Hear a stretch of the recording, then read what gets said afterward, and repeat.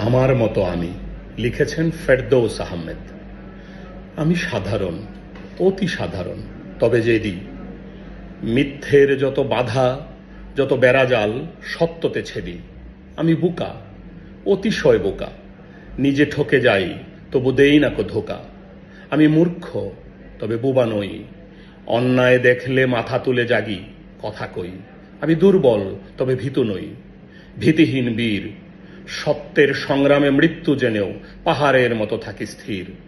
আমি গরিব, তবে আত্মমর্যাদাবান, তৃষ্ণা নিয়ে মরি তবু করি না কো করুণার বিষ পান। আমি সরল, সাথে পাছে যাই না, তবে সদা জেগে থাকি। মানুষের কল্যাণে একা একা হাসি, মানুষের বেদনায় জলে ভরে আখি।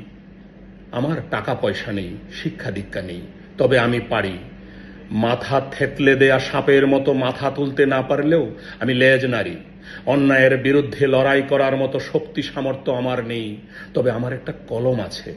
এটা দিয়ে আমি শক্তি পৌঁছাই, মনোবল পৌঁছাই বিপ্লবীদের কাছে। আমি গরিব, মূর্খ সমাজের অবহেলিত লোক। আমার কিছুই নেই, শুধু আছে সত্য দর্শনে জাগ্রত দুই চোখ।